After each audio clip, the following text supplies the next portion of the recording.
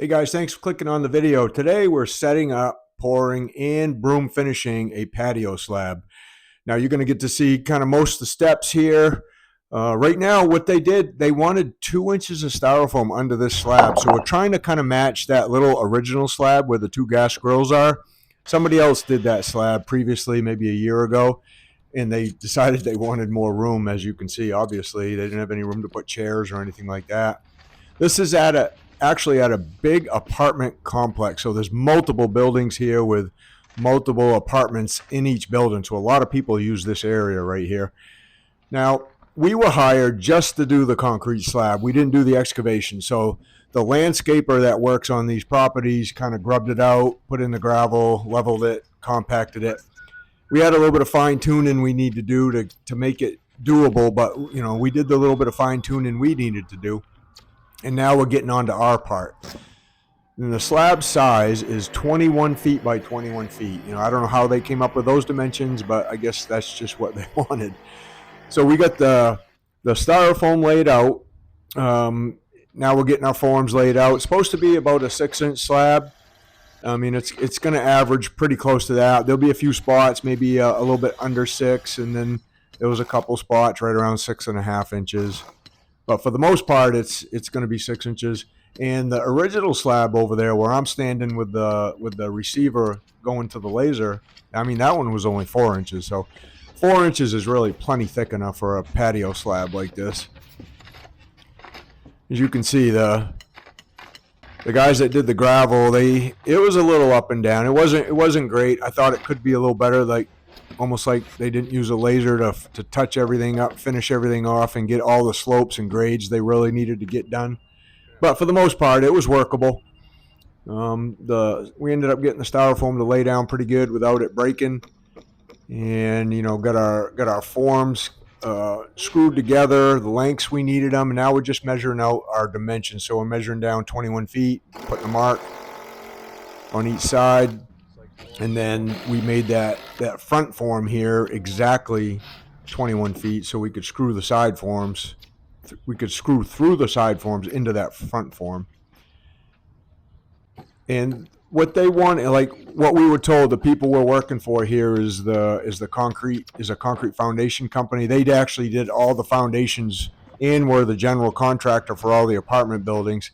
They wanted us to match that original slab the best we can. So there's a hand cut, there's a tool joint down the middle of that. We're going to match that as we finish this. It's got edged, it's got the edger marks left on it, and it's got a broom finish going from basically east to west or left to right. So we're going to match those broom finishes too. And these were the details they gave us. They wanted 2-inch styrofoam, they wanted wire mesh. They dropped off that stuff for us. And we brought our own forms and pins and got everything all set up to grade. Now originally they wanted us to pump this with a pump truck, just from the parking lot, because this really isn't very close to the parking lot. So the trouble with using a pump truck on, it's basically all finished land here, is usually you have to prime out the pump, meaning you gotta pour a little bit of concrete into the pump truck from the concrete truck, and then kind of prime it out the line. And that usually leaves a little bit of a pile somewhere. You don't usually prime out right in the slab you're doing. So maybe like 2 or 3 wheelbarrows of a pile somewhere, other than in the slab, that you'd have to clean up later. And then when the pump truck's done, he's got a whole hopper full of concrete, like maybe a half, 3/4 of a yard of concrete still in his hopper that he has to wash out of there somewhere. And there was just no place for him to wash out on site. So I decided, well, instead of using a pump truck, we'll just get a couple power buggies. This isn't a very big slab. It's going to take like 9.5 yards. Get a couple power buggies. They're not anywhere near as expensive to rent as getting a pump truck here. And then there's no wasted concrete, really. We don't have to dump any extra concrete out anywhere. We'll just use as much as we need. If there is any left on the concrete truck, those guys just take it back to the batch plant and they make blocks with it, or they just dump it over the bank. So it worked out much better this way. These power buggies, the ones with tracks too, they work really good. They can turn on a dime, and they have really good traction, so they're not going to spin in soft loam or sand or anything like that. They're going to be able to pretty much get you wherever you need. Even if the ground was a little muddy or something, they're going to go right through that. So it worked out good for us anyway. It takes two guys to run the two bow buggies. So it just left Darren and Luke here to pretty much pour the slab on their own, as me and Luke, we were trying to get this poured as fast as we can. So Darren's pretty much magging out the edges, getting those all to grade. And as you can see, we couldn't match the top of the form everywhere like we normally would like to, just because of the grade of the gravel. And we needed to get so much slope away from that original slab, towards the front right here. We wanted a couple inches of slope in 21 feet. So that's where we ended up. It was still like almost 5 inches thick down here on this corner. A lot of the other places were 6 inches, so it's going to be plenty strong enough to hold the weight of a few people and some picnic tables or some chairs, whatever they're going to end up putting on this. Luke's kind of pulling up the wire mesh as we go. We use a 4,000 PSI concrete, so we're overkill on the concrete a little bit anyway as far as strength goes. And then we have microfiber mesh in the concrete too for added reinforcement. And then my mix design, not really my mix design, but what I like to use in my mixes, whether we pour on a floor or whatever we're doing, is water reducer. So we can pour kind of almost whatever slump we want, up from a 4-inch slump to a 7-inch slump with this water reducer, and it's not going to hurt the strength of the concrete at all. And obviously, we're keeping this a little drier than maybe we would a flat concrete floor, because it does have some slope. It is a broom finish, and it's not that big, so we don't really need to pour it that loose. So we're around 5.5 slump is what I would say today. Darren's kind of screeding everything by himself here because, me and Luke are busy. But he said he had it no problem. He's using about a 10-foot long screed, magnesium screed. We have multiple lengths of those depending on what size slabs or floors we're doing. Now you're going to see in the video here, you're going to see the 3 finishing tools I believe are key to making finishing concrete easier. So that's kind of what the title of the video says is, either my 3 secret tools to make concrete finishing easier, or the 3 tools I like the most to make my job easier when finishing concrete, something like that, along those lines. And I'm going to reveal those as we finish here. So I'll show you what makes our jobs easier finishing, and actually, probably makes the job actually that much better just by using these tools. And I'll have links for them too down in the description. Now, if you want to learn how to do this stuff that we do, this type of concrete, just join the Concrete Underground, my private training. There's a link for that down in the description of the video too. So hit the show more button. All the links show up, and then straight down there, click on it and you can check that out. So right down to the last bit here, we only had the concrete truck dump a little bit into the power buggy because we knew we only needed a little bit. Darren's going to finish screeding that up. Luke's going to both load it, and then we're going to go clean up all the tools kind of off-site. The concrete truck's going to meet us there, and then he'll wash down, his chutes off-site too. Now that's the poured slab right there. So all in all, it wasn't too bad. The power buggies made it pretty easy. And here we are getting to finishing. Now we're going to cut a couple joints right down the center of the slab each way. So that's what we're measuring out now. We're actually we're using some string to snap a line right in the surface of the concrete. So I can use this first tool, I believe, is key to making concrete finishing easier. And what's really cool is all 3 of these tools use the same handles. So you don't have to buy new handles for each tool.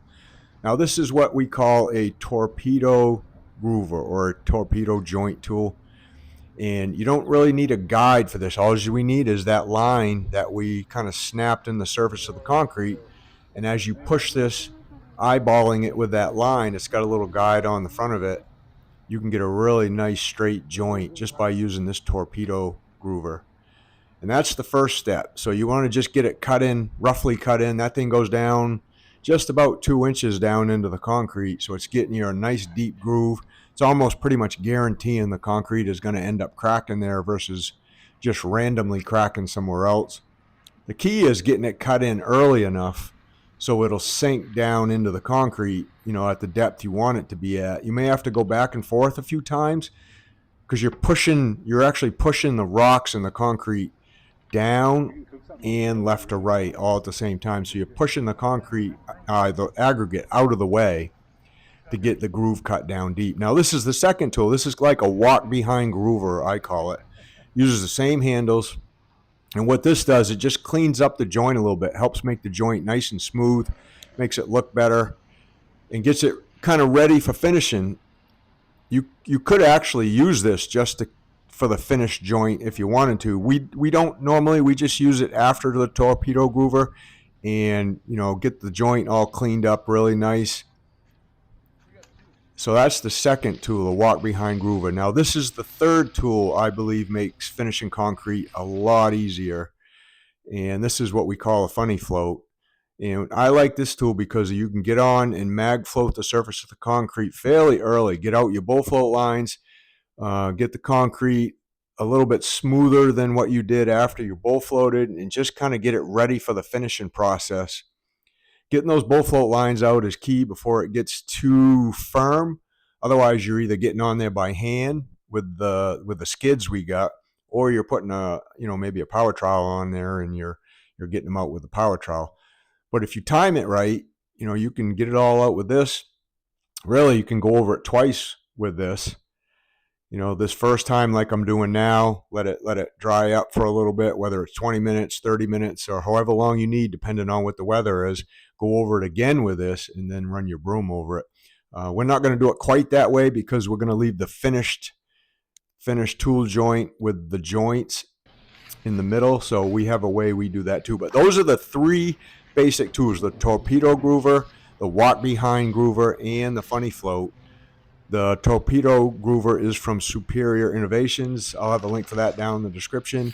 And the other two tools are from Cadillac Concrete Products. I'll have that link for that down in the description too if you want to check them out. So this is the way we like to do broom finished concrete a lot. We like, in Maine, we have a lot of freeze and thaw cycles, so we have air entrainment in our concrete, maybe 5 or 6% air entrainment, and that just helps the concrete with durability against freezing and thawing cycles we have between December and March. Goes through multiple cycles of that.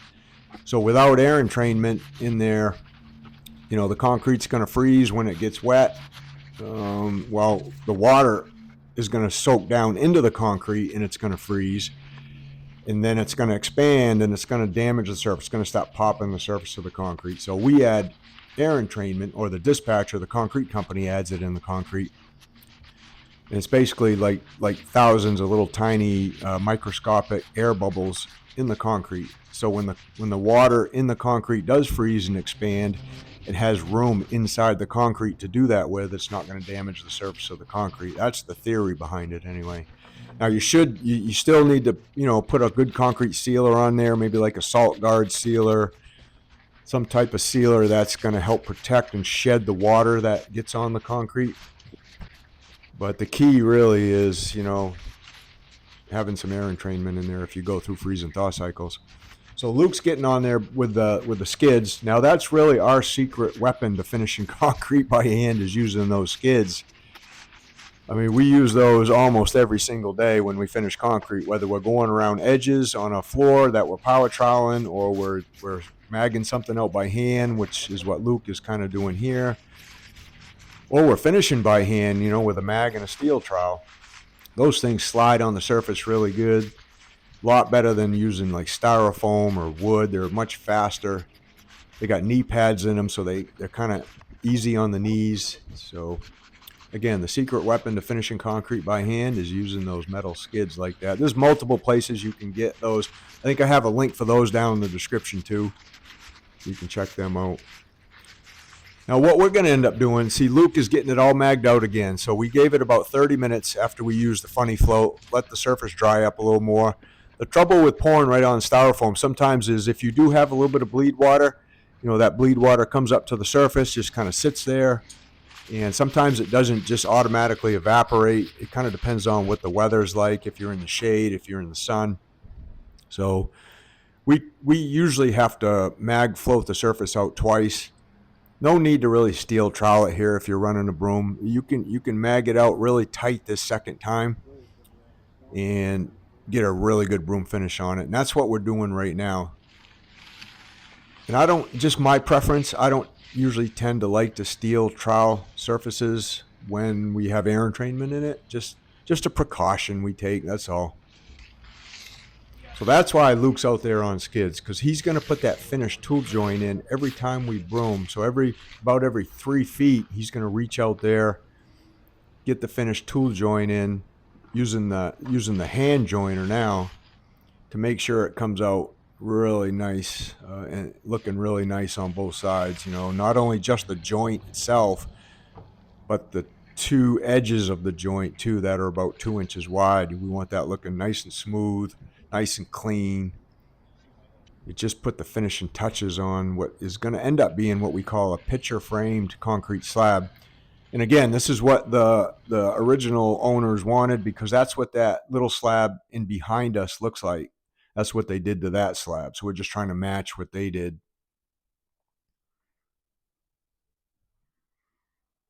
Now when we broom a lot, we usually just pull the broom across. We don't push it and pull it that many times much, unless we really have to. If the concrete's setting up on us a little bit and we got to work up the surface with the broom, you can just push it and pull it across. A lot of guys do that. We'll tend to just come right behind the guy magging like this. And all we really need to do is just pull it once to get a really nice finish. And that tends to leave a lot less what we call like concrete balls or concrete snots that end up forming behind the broom. And I just don't like the looks of those. We'll broom those off. If we do get any, we'll keep cleaning the broom so we minimize those, getting those. I don't think they look good. A lot of guys don't worry about it. They say they just brush off the next day. And some of them do brush off, but most of them, they just don't brush off. Like you got to kind of lightly scrape them off to get them off. You could kick them off with your shoe.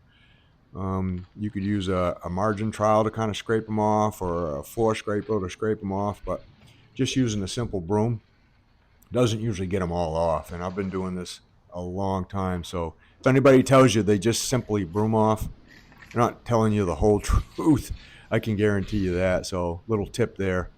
Get them off now. And that way, if the owner shows up afterwards and he looks at it and there's these concrete balls all over the place, these little balls, they might be 1/8 of an inch around, they might be 1/4 of an inch around. It just looks like crap, to be honest with you. First impression looks like crap. It's like, what the heck? What the heck did these guys do? So I like leaving it really nice broom finish, nice, neat looking broom finish without those. And then the first impression is going to be, wow, that looks really nice. So after we get everything broomed, the final stages really is just get all the edges, leave the edging tool, go all the way around. That's what Luke and Darren are doing now. I'm kind of cleaning everything up, make sure everything looks good. Pick up the tools, load the tools, and then we'll put yellow caution tape around, because this is a public space. A lot of people live in this space. We just don't want them walking on here, being curious and walking on here. We've had that happen a lot.